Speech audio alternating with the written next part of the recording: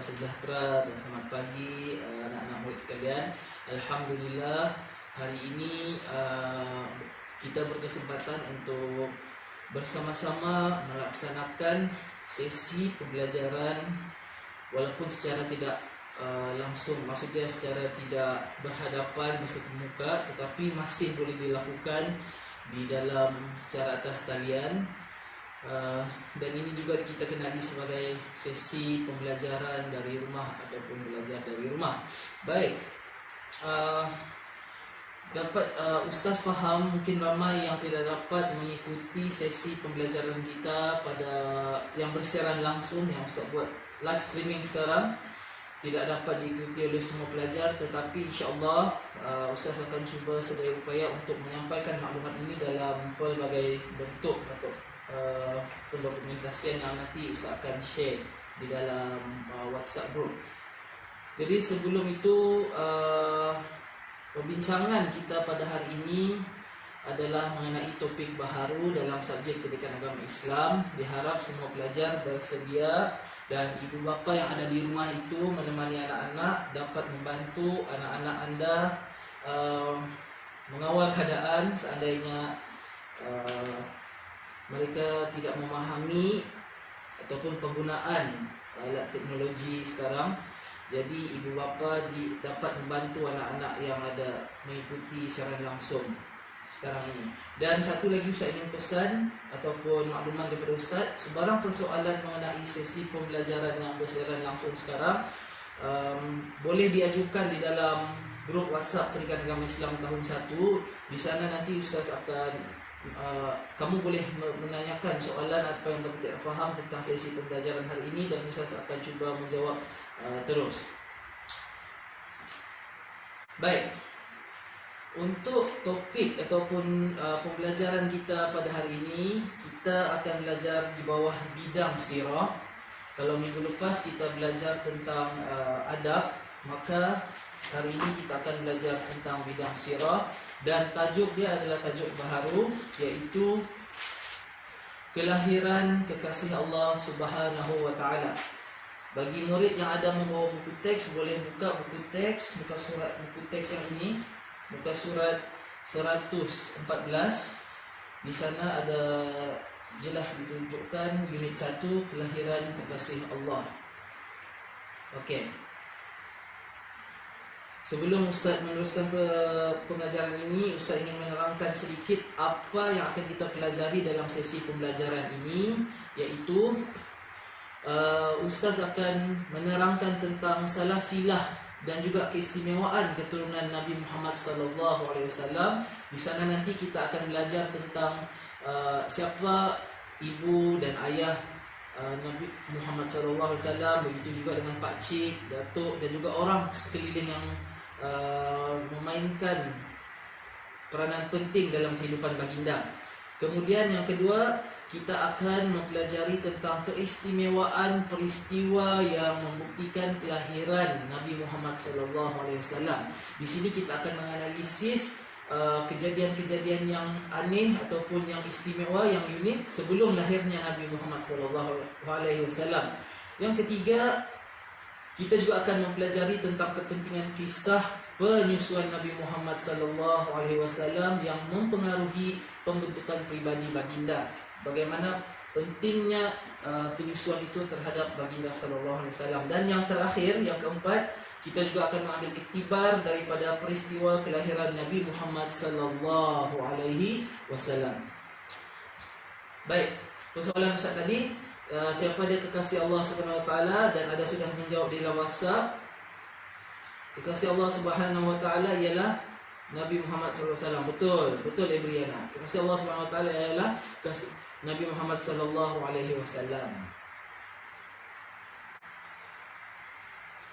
Okey, ini seperti yang ada tertera di screen di hadapan ini, dan juga di dalam buku teks muka surat 114. Ibu bapa tolong buka muka surat 114. Ini adalah mengenai biodata Nabi Muhammad SAW.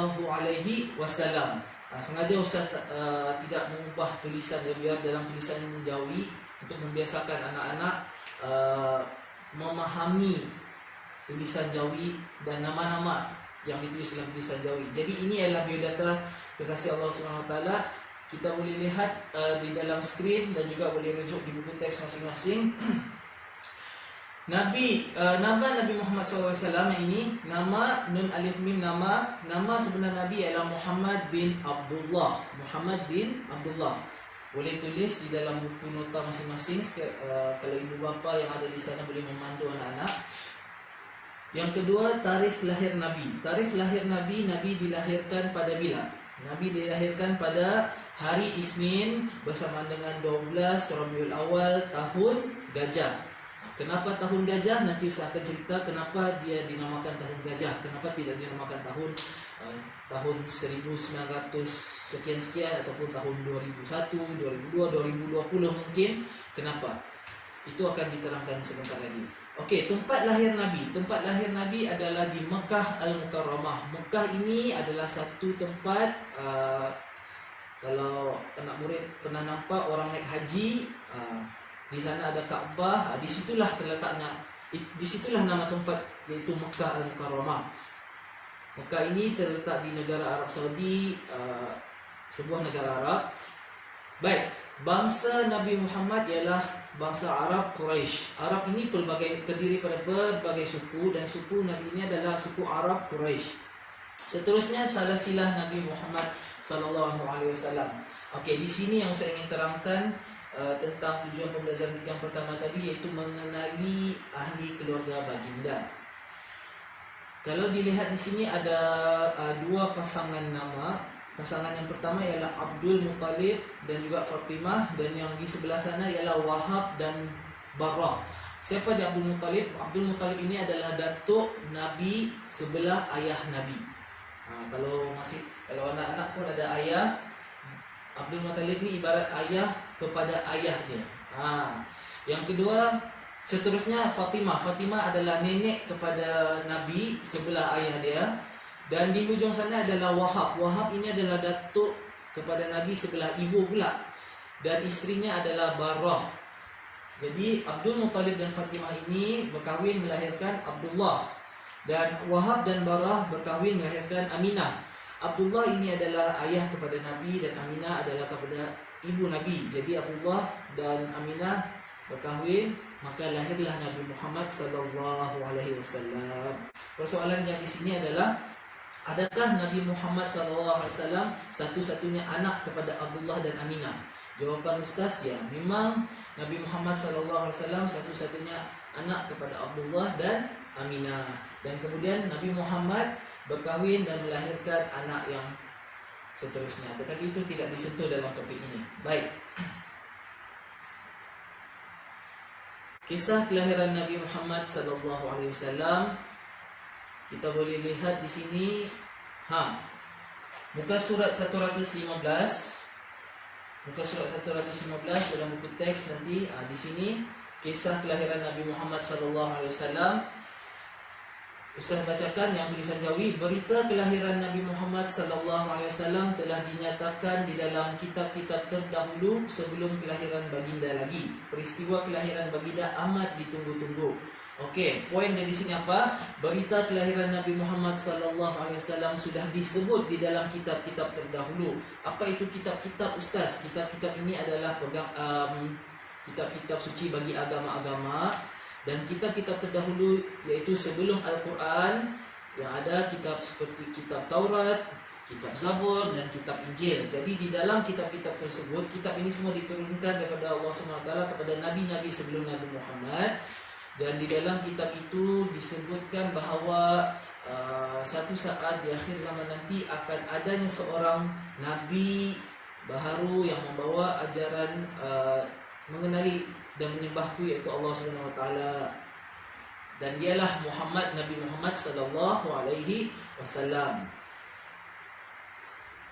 Okey. Malam sebelum Nabi Muhammad SAW dilahirkan, Aminah, ibu baginda, melihat cahaya yang amat terang menyinari seluruh istana di negara Syam. Ini sebenarnya adalah salah satu tanda peristiwa-peristiwa aneh ataupun yang menarik sebelum lahirnya Nabi Muhammad SAW, iaitu Siti Aminah, ibu kepada baginda, telah melihat cahaya yang amat terang yang tidak pernah berlaku sebelum ini menyinari seluruh istana di negara Syam. Baik. Okey, di sini ada satu soalan daripada Afiq. Dia bertanyakan, Ustaz, apa itu negara Syam? Okey, negara Syam. Baik, soalan dia. Negara Syam ini, Afiq, sebenarnya kalau kita lihat dalam peta pada dunia sekarang, memang tidak ada lagi yang ditulis ataupun namanya negara Syam. Negara Syam ini adalah istilah bagi nama negara zaman dahulu. Sekarang ini Syam ini dipecahkan kepada beberapa buah negara, iaitu yang pertama adalah negara Palestin, kemudian ada sebagian negara Lebanon, Jordan dan juga Syria. Itu adalah negara-negara di dalam wilayah negara Syam. Artinya Syam ini sangat besar pada zaman itulah. Okey, slide seterusnya. Nabi Muhammad SAW dilahirkan pada hari Isnin 12 Rabiul Awal bersamaan dengan 20 April tahun Gajah. Kamu boleh nampak gajah itu sedang tak penat berjalan. Jadi tadi persoalan mula-mula pembelajaran tadi saya dah tanya, kenapa tahun kelahiran Nabi itu dikenali sebagai tahun gajah? Kenapa tidak tahun seperti kita panggil mungkin tahun 2000, 2001, 2020 sekarang? Kenapa tidak guna nombor? Kenapa mesti nama binatang, Ustaz? Jawapan dia adalah, okey, semasa Nabi Muhammad dilahirkan di Mekah, bala tentera Abraha ingin memusnahkan Kaabah. Jadi peristiwa itu sebenarnya tentera Abraha, bala tentera ini menunggang gajah. Jadi melalui peristiwa penunggangan gajah tadi itulah tahun itu dikenal sebagai tahun gajah. Jadi Allah Subhanahu Wa Taala telah menghantar burung ababil. Burung ini tidak ada di dunia. Memang burung ini dihantarkan Allah Subhanahu Wa Taala untuk membawa batu-batu kecil dari neraka. Batunya sangat kecil. Satu ekor burung membawa satu batu. Dan setiap ekor burung ini akan menjejaki setiap bala tentera Abraha sehingga tidak ada satu orang pun yang tinggal hidup, tersisa. Maknanya semua mati. Maka hancur berkecailah bala tentera Abraha itu tadi. Kalau ini gambar tu, ini gambaran sajalah. Ada burung, kemudian mereka membawa batu, melemparkan batu ke atas tentera bergajah Abraha. Okey, ada soalan. Soalan dia adalah, Ustaz, ini siapa tanya ni? Okey, ini daripada Faris. Okey, Faris. Soalan dia, Ustaz, apa itu Abraha? Okey, Abraha. Abraha ini sebenarnya adalah nama bagi seorang raja. Maafkan Ustaz, bukan raja, dia adalah gubernur. Gubernur daripada satu wilayah ataupun negara yang dikenali pada hari ini sebagai Yaman. Jadi dia ini kalau ikut ceritanya dia beragama Nasrani. Jadi dia mendengar ada satu binaan besar yang dipanggil Kaabah wujud di Mekah. Dia tidak mahu ada satu binaan yang besar mengalahkan binaan Tuhan sembahan mereka. Jadi mereka datang untuk memusnahkan Kaabah itu tadi. Tetapi dengan kekuasaan Allah Subhanahu Wa Taala, Allah telah menghantar burung ababil membawa batu-batu kecil dari neraka, maka hancurlah tentera-tentera itu tadi. Persoalannya sekarang ini adalah, kamu pernah nampak ke Kaabah itu macam mana? Okey. Inilah dia Kaabah. Ini Kaabah zaman sekarang. Kalau zaman dahulu bukan begini. Kalau sekarang ni kamu nampak ada jubin, ada tiles cantik. Lepas tu ada lagi bangunan-bangunan yang berseni-seni sekeliling. Kalau zaman dahulu Kaabah ini dia bukan berwarna hitam macam ni. Dia ada kain khusus yang susahlah Ustaz menggambarkan sebenarnya, sebab Ustaz pun belum ada wujud waktu itu, tapi difahami begitu. Seterusnya, ini dia. Ini adalah gambaran peta perjalanan tentera bergajah Abraha. Tadi Faris ada tanya tentera bergajah tentang Abraha. Abraha itu adalah nama gubernur atau pemimpin daripada Yaman. Jadi kalau dalam peta ni kamu nampak, di sini adalah negara Yaman, Yemen. Kalau orang putih panggil Yemen. Dari Yaman ini sebenarnya jarak perjalanan Yaman ke Mekah lebih kurang melebihi 1.000 kilometer. Jadi mereka menunggang gajah sebagai tunggangan sebab waktu dulu mana ada jet pejuang, tidak ada kereta kebal, tidak ada motosikal ataupun kereta. Jadi mereka menggunakan binatang sebagai tunggangan. Dan kenapa gajah? Gajah ini memang pada waktu dulu digunakan untuk untuk berperang disebabkan gajah ini fizikalnya sangat kuat dan gagah. Jadi mereka berjalan dari Yaman menuju melintasi beberapa daerah sehinggalah ke Mekah. Dan fakta yang ingin Ustaz kongsi bersama adalah tentera Abraha ini belum sampai ke Mekah pun sebenarnya. Mereka tidak sampai ke Mekah, tetapi di dalam pertengahan jalan itu mereka ingin menyerang Ka'bah dan yang berada di Mekah itu, maka berlakulah peristiwa terjadinya yang ini tadi. Burung-burung ababil yang dihantar oleh Allah untuk memusnahkan tentera Abraha.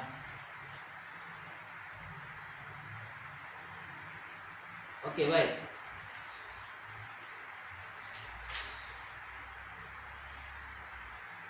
Slide sekarang adalah boleh rujuk muka surat 115 di buku teks yang bahagian bawah ini. Kalau nampak muka surat 115, di sana ada gambar lelaki Arab berjubah biru. Okey. Di sana tertulis Nabi Muhammad sallallahu alaihi wasallam dilahirkan daripada keturunan yang amat dihormati di Mekah kerana mereka merupakan golongan pemimpin dan bangsawan. Mereka juga pemegang kunci Kaabah dan sering memberikan makanan kepada tetamu yang mengunjungi Kaabah. Ini cerita dia, yaitu Nabi Muhammad ini berasal daripada keturunan Arab Quraisy. Keturunan Arab Quraisy ini antara keturunan yang suku Arab yang tinggal di Mekah. Dan Nabi Muhammad berasal daripada keluarga Bani Hashim. Bani Hashim ini salah satu suku dalam Arab Quraisy yang sangat dihormati di Mekah kerana mereka ini terdiri daripada golongan pemimpin. Pemimpin ni kalau sekarang ni menteri ataupun yang berhormat, YB. Dan juga mereka adalah golongan bangsawan. Bangsawan ni adalah orang-orang kaya. Mereka ni semua kaya-kaya ni. Dan seterusnya keluarga Bani Hashim ini juga merupakan pemegang kunci Kaabah serta melayani tetamu yang mengunjungi Kaabah untuk menunaikan haji. Tetapi haji waktu itu bukan haji yang selepas kedatangan Islam. Haji waktu itu adalah haji sebelum kedatangan Islam. Jadi dalam gambar ini boleh nampak ini adalah pintu Kaabah dan ini adalah kuncinya. Kunci ini Ustaz lepasi sama ada ini memang dari zaman Nabi Muhammad ataupun ini kunci baru. Tetapi gambaran dia seperti ini. Okey. Muka surat 116.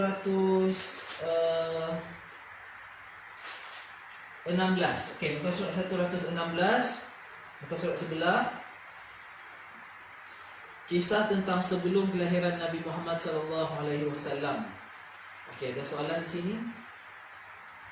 Boleh kita ada. Okay, apa-apa persoalan nanti boleh tanya di dalam WhatsApp, okey? Sebelum kelahiran Nabi Muhammad sallallahu alaihi wasallam, Nabi Muhammad sallallahu alaihi wasallam merupakan seorang anak yatim. Bapanya meninggal dunia ketika baginda masih dalam kandungan. Apabila dilahirkan, datuknya Abdul Muttalib membawa baginda ke Kaabah dan menamakannya Muhammad. Muhammad bermaksud yang terpuji. Nama itu tidak pernah digunakan dalam masyarakat Arab pada ketika itu. Okey. Ceritanya di sini tadi adalah Nabi Muhammad ini merupakan anak yatim. Anak yatim ini bermaksud Nabi Muhammad dilahirkan oleh ibunya Aminah, tetapi semasa dalam kandungan ayah baginda iaitu Abdullah bin Abdul Muttalib telah meninggal dunia sewaktu usia Nabi dalam kandungan, usia Nabi dalam kandungan baru 2 bulan. Jadi bila Nabi dilahirkan, Nabi tidak mengenali siapa ayahnya, cuma dia mengenali ibunya iaitu Aminah.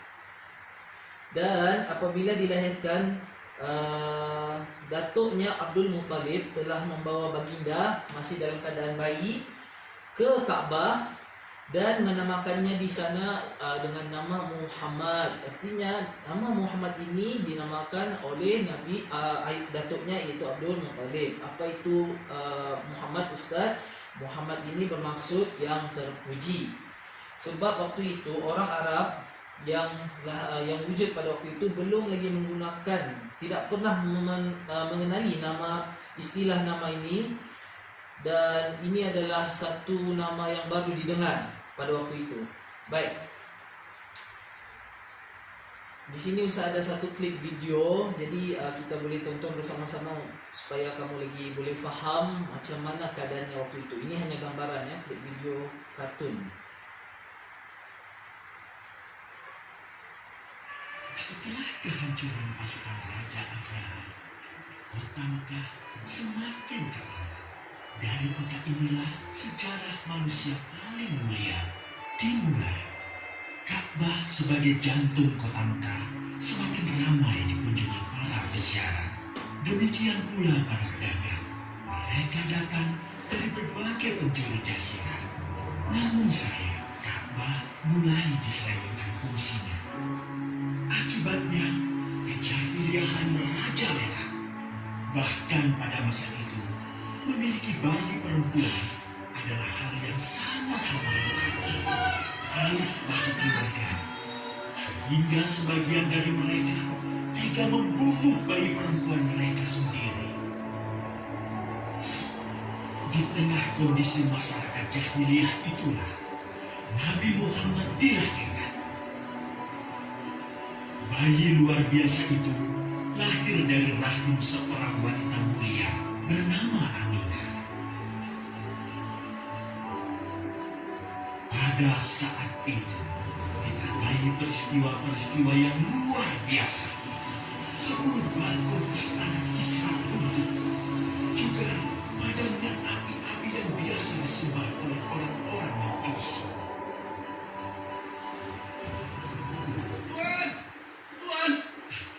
Tuan Abdul Muttalib, ada kabar gembira.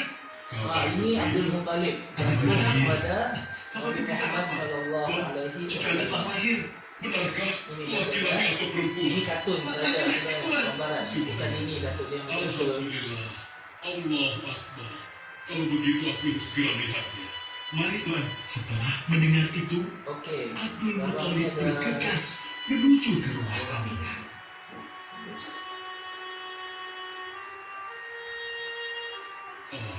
Cucuku, kasihan engkau terlahir yatim. Dengan penuh kasih sayang, Abdul Muttalib membawa cucunya ke Ka'bah. Ya Allah, jadikanlah cucuku ini menjadi seorang yang mulia dan terhormat, sebagaimana Nabi-Mu Ibrahim alaihissalam.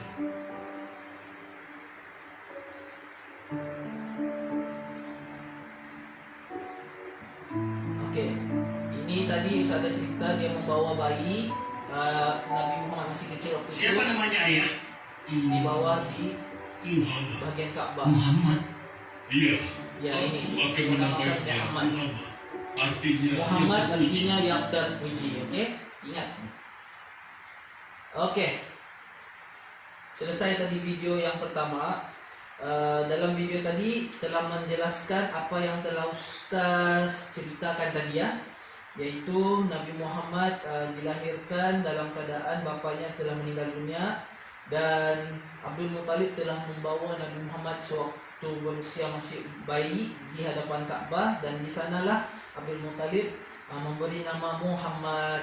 Kemudian ditanya oleh pakciknya yaitu Abu Talib, apa maksud Muhammad? Muhammad itu bermaksud yang terpuji. Sebab waktu itu tidak ada yang pernah dengar nama Muhammad ini, apa maksudnya. Jadi itulah dia. Oke. Bapa Nabi Muhammad sallallahu alaihi wasallam ialah Abdullah bin Abdul Muttalib. Abdullah bin Abdul Muttalib ini telah wafat, iaitu meninggal ketika Nabi berusia 2 bulan dalam kandungan ibunya. Dan ibu Nabi Muhammad SAW nama dia ialah Aminah binti Wahab. Aminah binti Wahab pula meninggal ketika Nabi berusia 6 tahun. Kesian, sebelum Nabi dilahirkan sudah tidak melihat ayahnya sebab meninggal waktu 2 bulan dalam kandungan. Kemudian ibunya pula meninggal waktu Nabi masih berusia 6 tahun. Kamu sekarang berusia 7 tahun kan, tahun 1. Jadi 6 tahun ni kira adik kamulah yang berada di prasekolah. Okey, ibu Nabi Muhammad dimakamkan di sebuah tempat bernama Abwa. Okey, Abwa ini bukan terletak di Mekah, sebab Nabi Muhammad dilahirkan di Mekah. Tapi lepas sahaja dalam usia 6 tahun tadi itu, ibunya jatuh sakit dan meninggal, dikebumikan di satu tempat bernama Abwa. Abwa ini adalah kampung asal ibu Nabi Muhammad. Kalau macam kamu bersekolah di sekolah Rampazan kan, tapi bukan ada yang berasal dari Rampazan, ada yang berasal mungkin dari Benoni, ada juga yang dari Takis, tapi bersekolah di Rampazan. Begitu juga Nabi memang menetap di Mekah, tetapi asal kampungnya di Abwa. Okey, kemudian Nabi dipelihara oleh datuknya Abdul Muttalib. Jadi yang tadi tu kalau dilihat peristiwanya, Abdullah meninggal dunia masa Nabi masih bayi. Kemudian dilahirkan oleh Aminah binti Wahab sampai umur 6 tahun, meninggal ibunya. Kemudian dijaga pula oleh Abdul Muttalib. Abdul Muttalib menjaga Nabi sampai usia Nabi 8 tahun. Jadi tadi usia Nabi masa ibu meninggal 6, lepas itu dijaga oleh datuknya Abdul Muttalib 8. Jadi berapa tempoh Abdul Muttalib menjaga itu? 8, 6 hingga 8. Kita kira 6, 7, 8. Lebih kurang 2 tahun lebih. Lebih kurang 2 tahun lah, 2 tahun. Dan kemudian datuknya pula meninggal dunia.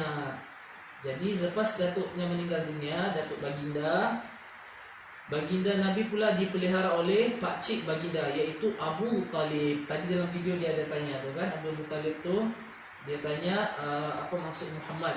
Jadi pakcik baginda inilah yang memelihara Nabi sehinggalah Nabi meningkat dewasa. Okey, peristiwa selepas kelahiran Nabi Muhammad SAW masih dalam buku teks muka surat 116. Okey, ibu bapa yang di rumah tu tolong pantau anak-anak, jangan bermain untuk mengikuti sesi kita ini. Baik, Nabi Muhammad SAW dibesarkan di sebuah kampung bernama Bani Sa'ad.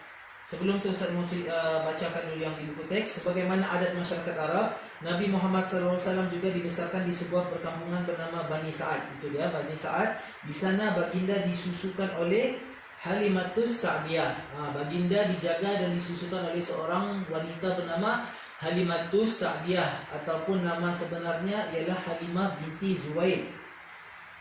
Jadi suasana di kampung ini udaranya sangat segar, membantu pembesaran Nabi Muhammad SAW dengan sehat. Nabi Muhammad juga merupakan kanak-kanak yang disayangi dan disenangi kerana akhlak baginda yang mulia. Akhlak yang mulia ini akhlak yang baiklah.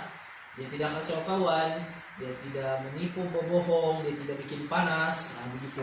Keberkatan juga telah melimpahi kehidupan penduduk kampung sejak kedatangan Nabi Muhammad. Jadi, ada soalan tadi ya. Soalan dia adalah macam mana kampung Nabi waktu itu? Okey, soalan bagus ni. Macam mana kampung Nabi? Adakah sama kampung Nabi dengan kampung kita di sini? Tidak sama. Kampung orang Arab tidak sama dengan kampung orang Sabah. Rumahnya lain, bukan beratap bertiang. Mereka orang Arab tinggal di dalam kemah ataupun tinggal di dalam rumah batu dan juga dikelilingi padang pasir. Boleh tengok slide ni. Ni gambaran desa di padang pasir. Beginilah perkampungan orang Arab pada zaman itu. Mereka tinggal di kawasan padang pasir dan mengharapkan ada kolam air ataupun tasik, dan juga tinggal dalam kemah. Boleh nampak dalam gambar ni ada laki-laki dengan kuda. Itulah tunggangan kenderaan mereka. Ini gambaran, bukan ini Nabi Muhammad, jangan salah faham. Okey, baik. Kepentingan penyusuan Nabi Muhammad sallallahu alaihi wasallam dan juga suasana tinggal di perkampungan. Kalau kita lihat udara dan budaya hidup, kalau tinggal di kampung ini, udara dan budaya di kampung sangat sihat jika dibandingkan tinggal di bandar. Jadi udara yang segar itu menyehatkan tubuh badan dan juga membentuk jati diri. Dan suasana kampung ini juga menyebabkan kita boleh Nabi Muhammad fasih berbahasa Arab. So sama lah macam kita kan, kalau tinggal di kampung, macam kampung di Rampazan ini contohnya, rata-rata memang berbahasa guna bahasa Sabah. Bayangkan kalau tinggal di bandar macam di Kuala Lumpur tu contoh, di sana orang semua cakap bahasa Inggris, lepas tu campur lagi ada dengan bangsa-bangsa lain. Jadi di sana ada kecelaruan sudah. Tapi kalau tinggal di kampung hanya ada satu bahasa dan dia fasih dengan bahasanya sendiri, itu bahasa Arab. Baik, ini adalah kuis ringkas. Kuis ni Ustaz hanya tanyakan dan kamu boleh jawab, boleh perhatikan di rumah. Ada siapa yang boleh juga jawab melalui WhatsApp. Nanti Ustaz akan cek balik satu-satu sebab masa pun dah semakin suntuk. Okey, soalan pertama, bilakah Nabi Muhammad sallallahu alaihi wasallam dilahirkan? Jawapan dia pada hari Isnin 12 Rabiul Awal tahun Gajah. Soalan kedua, apakah maksud Muhammad? Okey, tadi ada disebut dalam video tu, Muhammad ialah yang terpuji. Soalan ketiga, siapakah bapa Nabi Muhammad? Siapa bapa dia? Abdullah bin Abdul Muttalib. Soalan keempat, siapakah ibu Nabi Muhammad? Ibu Nabi Muhammad ialah Aminah binti Wahab. Okey, alhamdulillah. Sebelum Ustaz mengakhiri sesi pembelajaran kita ini, Ustaz ingin recap balik tujuan kita mempelajari kisah kelahiran Nabi Muhammad ini sebenarnya banyak, dan salah satunya adalah kita dapat mengenali latar belakang Nabi. Maksudnya biodata Nabi itu tadi, siapa ayah dia, siapa ibu dia, siapa datuk dia, pakcik dia, dan masa bila ayah dia meninggal dunia, ibu dia meninggal dunia, dan siapa yang menjaga dia seterusnya. Tadi semua sudah dibincangkan awal.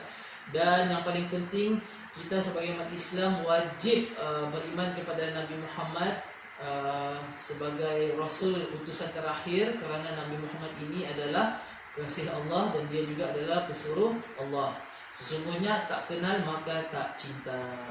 Sekian, terima kasih kepada Ustaz. Wabillahi taufiq wal hidayah. Wassalamualaikum warahmatullahi wabarakatuh. Sebarang persoalan boleh tanya di dalam WhatsApp nanti. Terima kasih.